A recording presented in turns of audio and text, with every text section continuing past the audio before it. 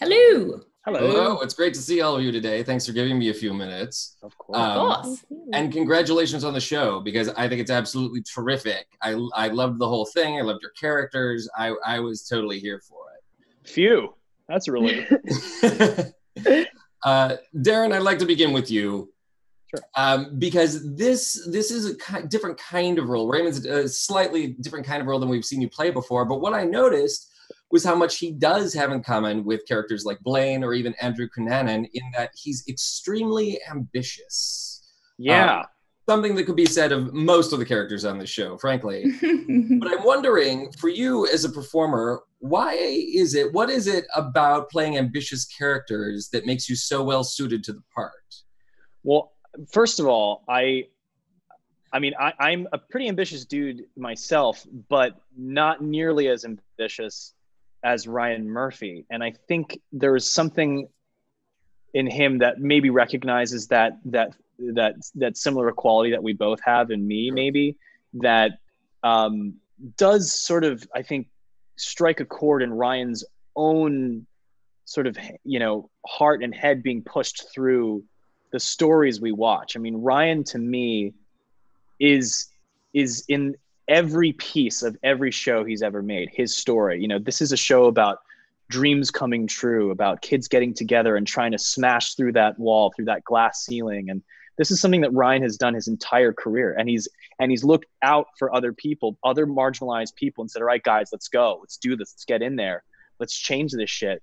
And that's really been his MO. So when that ambition can be something very amazing and inspiring, can be something also horrible and destructive and tragic. So I guess, that side of the coin would have been the more Andrew Cunanan side, somebody that was equally as ambitious, but when you'd apply it to something more positive, you have characters like Raymond Ainsley, who, not very dissimilar from Ryan Murphy, has decided to use film as a sort of social justice crusade. It's not just making a fun thing to take us away for a while. It's literally to take us to a new place entirely, as a way to show society not only how better it can be, but how worse we were without it, how it was a less colorful and less enriching experience with, by abiding by these rules that we've had forever. I mean, he's a visionary. He sees beyond the wall is here, and he's trying to cut through it. And that's exactly what Raymond does. So I think,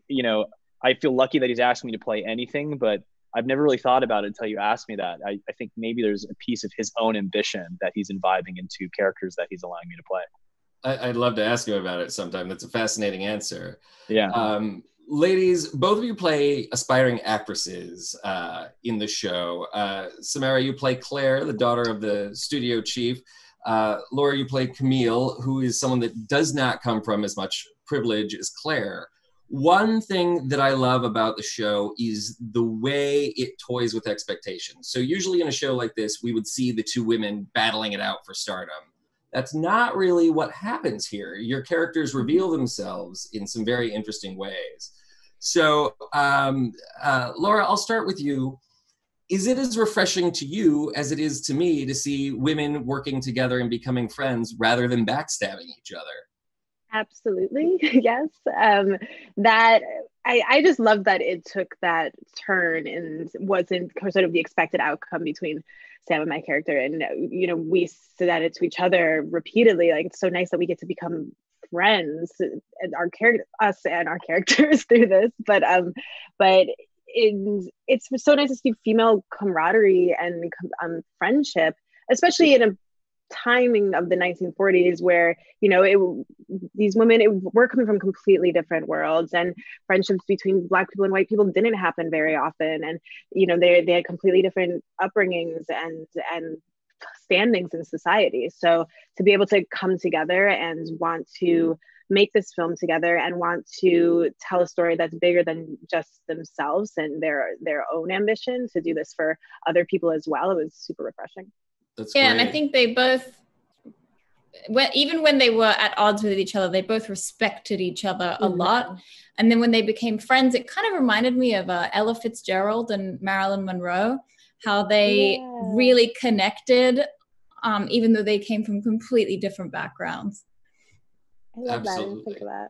I was going to say wonderful something interesting about this show that I just thought about now. You were talking more about, you know, a lot of, you know, having an interracial relationship, much less a romantic relationship. One of the things that I really like about this show that I've said many times is that we've kind of given Hollywood the Hollywood treatment, which is to say there's a lot of things that we decide not to put so much attention to. Like, there is a real danger to an interracial relationship to the 1940s of a friendship. There are things that people are doing that are dangerous and very scary. And I think what's so fun about the show is that we less focus on that and more amplify the resilience and hope of these people, where that is like a given. And like, cause we all know that's a scary, like, given bad guy, invisible bad guy in the main bad guy of the show is the 1940s. Like, that's our adversary.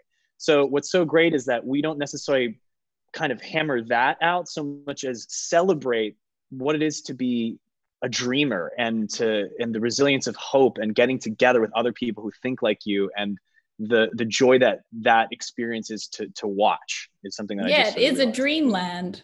Yeah. Well said. It's the sort of Don Quixote treatment. You see the world as it should be, not as it actually is. Absolutely. Thank you, all three. Congratulations on the show. Thanks for giving me a few minutes today. Of course. Take care, man. Thank you. Thank you.